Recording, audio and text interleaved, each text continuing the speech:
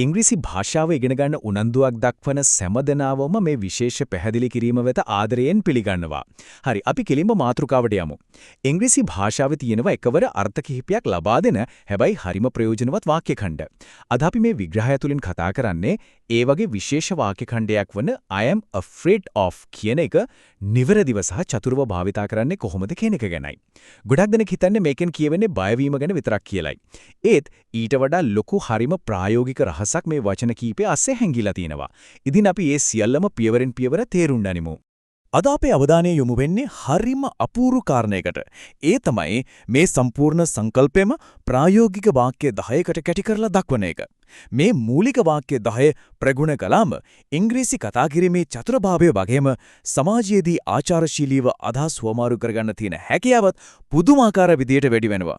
ලොකු ව්‍යාකරණ පොත් කටපාඩම් කරනවට වඩා මේ වගේ තෝරාගත් එදිනෙදා ජීවිතයට ගැලපෙන වාක්‍ය රටා 10ක් හරියටම ඉගෙන ගන්න එකෙන් හිතනවටත් වඩා ඉක්මන් ප්‍රතිඵල ලබා ගන්න පුළුවන්. අපේ අද ගමනේ සැලැස්ම මෙන්න මේ වගේ.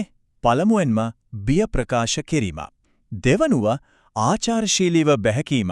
තුන්වෙනුව නරකාරංචි සුහදව පැවසීම සහ අවසානයේදී මේ සියල්ලම එකවර සමාලෝචනය කිරීම.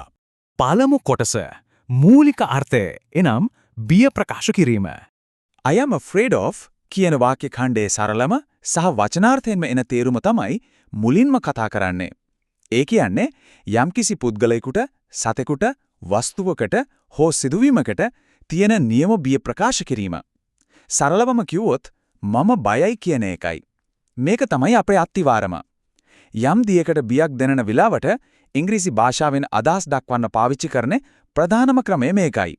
අපි දැන් බලමු මේක ප්‍රායෝගික වාක්‍යවලට යොදාගන්නේ කොහොමද කියලා. මෙන්න අපේ පළවෙනි වාක්‍ය I am afraid of dogs. මෙතනදී බල්ලන් කියන නාමපදය යොදාගෙන තියෙනවා. සිංහල තේරුම වෙන්නේ මම බල්ලන්ට බයයි කියන එකයි. බලන්න මේ වාක්‍ය රටාව කොච්චර සරලද කියලා. I am afraid of කොටසට පස්සේ අපිට බය හිතෙන දේ ඉතා පහසුවෙන් එකතු කරන්නයි තියෙන්නේ. ඒක මකුළුවන්, සර්පයන් වගේ ඕනෙම දෙයක් වෙන්න පුළුවන්. නාමපදයක් එක්ක මේ වාක්‍ය ඛණ්ඩය යෙදෙන්නේ කොහොමද කියලා මින් හොඳටම පැහැදිලි වෙනවා නේද? අපි ඊළඟට බලමු යම්කිසි ක්‍රියාවකට බියක් දක්වන අවස්ථාවකදී මේක ගොඩනගන්නේ කොහොමද කියලා. දෙවෙනි වාක්‍යය බලන්න. I am afraid of speaking in public. මේ සිංහල අදහස තමයි මම ප්‍රසිද්ධියේ කතා කරන්න බයයි කියන එක. මෙතනදී එක දෙයක් හොඳින් නිරීක්ෂණය කරන්න ක්‍රියාපදයක් යොදනකොට ඒකට ing අකුරු 3 එකතු වෙලා තියෙනවා. speak කියන වචනය speaking බවට පත් වෙලා. ඉතින් යම් වැඩක් කරන්න බයයි කියනකොට හැමතිස්සෙම ක්‍රියාපදයේ ing ස්වරූපය භාවිතා කරන්න අමතක කරන්න එපා. මේ කොටසේ තුන්වෙනි සහ අවසාන වාක්‍යය තමයි මේ. I am afraid of the dark. ඒ කියන්නේ මම කරුවලට බයයි. මේක එදිනෙදා ජීවිතේදී අපිට නිතරම අහන්න ලැබෙන සාමාන්‍ය තත්ත්වයකට දක්වන බියක්. දැන් අපි නාමපදයක්, ක්‍රියාවක් සහ සාමාන්‍ය තත්ත්වයක් එක්ක මේ වාක්‍ය ඛණ්ඩය පාවිච්චි කරන හැටි දැක්කා. මේ උදාහරණ තුනත් එක්ක බිය ප්‍රකාශ කිරීම කියන මූලික පියවර ඊටම සාර්ථකව අවසන් වෙනවා. දෙවන කොටස ආචාරශීලීව ප්‍රතික්ෂේප කිරීම. එහෙමත් නැත්නම් බැහැයි කීම. ඉංග්‍රීසි භාෂාව මව් භාෂාව කරගත් අය I am afraid කියන වචනේ යොදාගන්නේ බියක් දක්වන්න විතරක්ම නෙවෙයි. කෙනෙකුගේ ඉල්ලීමක් හෝ ආරාධනාවක් ඊටම ආචාරශීලීව ප්‍රතික්ෂේප කරන්න මේක අපූර්ව මෙවලමක් විදිහට ඔවුන් භාවිතා කරනවා. මෙතනදී අර of කියන වචනේ ඉවත් වෙලා ඒ වෙනුවට ප්‍රතික්ෂේප කරන කාරණය සම්පූර්ණ වාක්‍යයක් විදිහටම එකතු වෙනවා. බලන්න I cannot come කියන එකේ තේරුම මට එන්න බැහැ කියන එකයි. ඒක ටිකක් රළුයි නේද? හැබැයි ඒ වෙනුවට I am afraid I cannot come කියලා කිව්වොත් ඒකෙන් කියවෙන්නේ කනගාටුයි මට එන්න වෙන්නේ නැහැ කියන එකයි. ඒකෙන් මුළු වාක්‍යයේම රළු ගතිය නැති වෙලා ඊටම මෘදු වෘත්තීය මට්ටමේ ආචාරශීලී බවක් එකතු වෙනවා. අපි හතරවෙනි වාක්‍යයේ විදිහට මේ උදාහරණය ආරම්භ බලමු. යාළුවෙක් සාදයකට ආරාධනා කළාම කෙලින්ම බැහැ කියනවට වඩා මේ විදිහට කියන්න පුළුවන්. I am afraid I cannot attend the party. මෙතන අදහස වෙන්නේ මට බයයි කියන එක කොහෙත්ම නෙවෙයි, මට කනගාටුයි මට සාදයට සහභාගී වෙන්න බැහැ කියන එකයි. අනිත් කෙනාගේ හිත රිදෙන්නේ නැති විදිහට ආරාධනයක් ප්‍රතික්ෂේප කරන්නේ කොහොමද කියලා මේ හරහා අපිට හොඳටම ඉගෙන ගන්න පුළුවන්. පස්වෙනි වාක්‍යය කාර්යාලයේදී හෝ එදිනෙදා වැඩ කටයුතු වලදී අපිට ගොඩාක් ප්‍රයෝජනවත් වෙනවා. හිතන්න කවුරු හරි උදව්වක් ඉල්ලනවා. හැබැයි වෙනත් වැඩක ඉර වෙලා ඉන්න නිසා ඒක කරන්න කිසිම විදියක් නැහැ. අන්න ඒ වගේ වෙලාවට අපිට කියන්න පුළුවන් I'm afraid I can't help you right now. ඒ කියන්නේ කනගාටුයි මට මේ වෙලාවේ උදව් කරන්න බෑ. තමන්ගේ නොහැකියාව ඊටාම යටහත් පහත්ව ආචාරශීලීව ප්‍රකාශ කරන්න මේ රටාව කදිමට ගැලපෙනවා. දැන් අපි අවධානය යොමු කරමු රැස්වීම් වලදී අත්‍යවශ්‍යම වෙන කාරණයක් ගැන. කෙනෙකුගේ අදහසකට විරුද්ධ වෙන එක ටිකක් අමාරු වැඩක් නේද?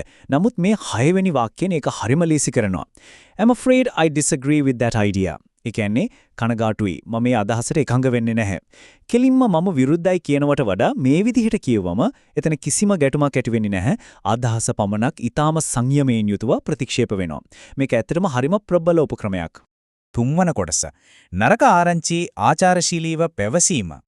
යම්කිසි නරකාරංචියක් එහෙමත් නැත්නම් අවාසිදායක දෙයක් අනිත් අයට පවසන එක බොහොම පරිස්සමින් කරන්න ඕන දෙයක්. ඊතෙන්ද පාරිභෝගිකයෙක් කඩේකට ඇවිත් භාණ්ඩයක් ඉල්ලනවා.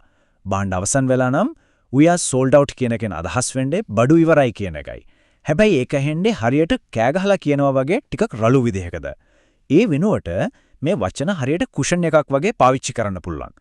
I'm afraid we are sold out කියලා කිව්වොත් එහි අදහස වෙන්නේ කනගාටුයි අපේ භාණ්ඩ සියල්ලම විකිණී අවසන්. නරක ආරංචිය අහන කෙනාගේ හිතට දැනෙන කම්පනය අඩු කරලා පාරිභෝගික සේවාවේදී වගේම ව්‍යාපාරික කටයුතු වලදී වෘත්තීයභාවය ගොඩනගන්න මේක ගොඩක් උදව් වෙනවා. හත්වෙනි වාක්‍යයෙන් අපි බලමු වරදක් හෝ ප්‍රමාදයක් ගැන කොහොමද දැනුම් දෙන්නේ කියලා. I'm afraid your order is delayed. ඒ කියන්නේ කනගාටුයි ඔබේ ඇනවුම ප්‍රමාදයි. යම්කිසි සේවාවක් ප්‍රමාද වෙනවා කියන්නේ අනිත් පාර්ශ්වයට අනිවාර්යයෙන්ම තරහ යන වැඩක් නේ. නමුත් කතාව පටන් ගද්දිම මේ විදිහට සමාව අයදින ස්වරූපයකින් වචන හැසිරෙව්වම ඒ ප්‍රශ්නේ ඊටාම සුමුටව විසඳ ගන්න අපිට අවස්ථාව ලැබෙනවා. අටවෙනි වාක්‍ය කියන්නේ කාර්යාලවලදී නිතරම වගේ භාවිතා වෙන එකක්. ඒ තමයි යම් පුද්ගලයෙක් හෝ දෙයක් නැහැ කියලා කියන අවස්ථාව. කවුරු හරි කලමනාකරු හමු වෙන්න ආවොත් ඔහු ඒ වෙලාවේ නැතිනම් අපිට කියන්න පුළුවන් I am afraid the manager is not available right now. සරලවම මේකේ තේරුම කනගාටුයි කලමනාකරු මේ වෙලාවේ කාර්යාලයේ නැහැ. කෙලින්ම එයා නැහැ කියනවට වඩා මේ ක්‍රමය භාවිතා කරන එක ආයතනයක ගෞරවය ආරක්ෂා කරන්නත් ලොකු හේතුවක් වෙනවා. 9 වෙනි වාක්‍යයෙන් පෙන්වන්නේ හදිසියම සැලසුම් වෙනස් කරන්න සිදුවෙන අවස්ථාවක්. කලින් යොදාගත්ත වැඩක් වෙනස් කරන්න වුණාම ඒකත් එක්තරා විදිහක නරකාරංචියක්නේ. I am afraid we have to cancel the meeting. ඒ කියන්නේ කනගාටුයි අපිට රැස්වීම අවලංගු කරන්න වෙනවා. මේ විදිහට අදහස් ප්‍රකාශ කිරීම තුළින් වෙනස් වීම නිසා සිදුවන අපහසුතාවය ගැන ලොකු සංවේදී බවක් තියෙනවා කියන පණිවිඩය අනිත් අයට ලබා දෙන්න පුළුවන්. ඔන්න මේ තියන්නේ අපේ අවසාන එනම් 10 වන වාක්‍යය. කවුරු හරි වැරදීමකින් දුරකථන ඇමතුමක් ගත්තම ගොඩක් වෙලාවට අපි කියන්නේ wrong number කියලායි. හැබැයි ඒක ටිකක් අශීලාචාරය වගේ දැනෙන්න පුළුවන්. ඒ වෙනුවට I am afraid you have the wrong number කියලා කිව්වොත් එනම් කනගාටුයි අමතා ඇති අංකය වැරදි කියලා කිව්වම ඒ වැරදීම නිවැරදි කරන්නේ ඊටාත්ම ගෞරවනීය විදිහකට. ඔන්න ඕකෙන් අපේ වාක්‍ය 10 සම්පූර්ණ වෙනවා. 4 වෙන කොටස සමාලෝචනය කිරීම. එනම් අද ඉගෙනගත් වාක්‍ය 10 නැවත මතක් කර ගැනීම. අද දවසේදී මේ එකම වාක්‍ය ඛණ්ඩය හරහා සැබෑ බියක් ප්‍රකාශ කිරීමේ ඉඳලා ඊටම සංකීර්ණ සමාජීය sannivedanayak දක්වා කොතරම් දුරක් ආවද කියලා දැන් පැහැදිලි ඇති. අද අපේ සාකච්ඡාවේ ප්‍රධාන කණු 3 නැවත පොඩ්ඩක් මතක් කරගමු. පළවෙනියටම අපි සාමාන්‍ය විදියට බයයි කියන්න I am afraid of යොදාගත්තා. ඊළඟට හිත රිදවන්නේ නැතුව ආරාධනාවක් හෝ ඉල්ලීමක් ප්‍රතික්ෂේප කරන්න මේකම පාවිච්චි කළා. අවසාන වශයෙන් අවාසිදායක දෙයක් හෝ නරක ආරංචියක් කියද්දී කම්පනය අඩු කරන අපූර්ව මෙවලමක් විදියටත් මේ වචන ටික යොදාගත්තා. එකම වචන ටික නමුත් අවස්ථා 3කදී කරන මෙහෙය ඊටාම ප්‍රබලයි නේද? මේ කුඩා පැහැදිලි කිරීම තුලින් වචන මාලාවේ කොතරම් විශාල වර්ධනයක් සිදු වෙලා තියෙනවද කියලා මේන්ම තහවුරු වෙනවා.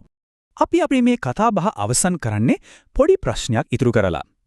අද ඉගෙනගත්තු මේ ආචාරශීලී වාක්‍ය රට හෙට දවසේ කාර්යාලයේදී යාළුවොත් එක්ක කතා කරද්දී හෝ දුරකථනයෙන් කතා කරද්දී ප්‍රායෝගිකව භාවිතා කරන්නේ කොහොමද කියලා පොඩ්ඩක් හිතලා බලන්න. මොකද භාෂාවක් ඉගෙන ගන්න තියෙන හොඳම ක්‍රමයකමයි ඒක එදිනෙදා ජීවිතයේදී නිතරම භාවිතා කරන එක. ඉතින් මේ අලුත් වචන එදිනෙදා කතාබහට එකතු කරගෙන වෙනදාට වඩා ආචාරශීලීව අදහස් හුවමාරු කරගන්න අදම උත්සාහ කරන්න. මේ තොරතුරු සියල්ලම හැමෝටම ගොඩක් ප්‍රයෝජනවත් වෙන්නේ ඇති කියලා විශ්වාස කරනවා. නැවත හමු වෙමු.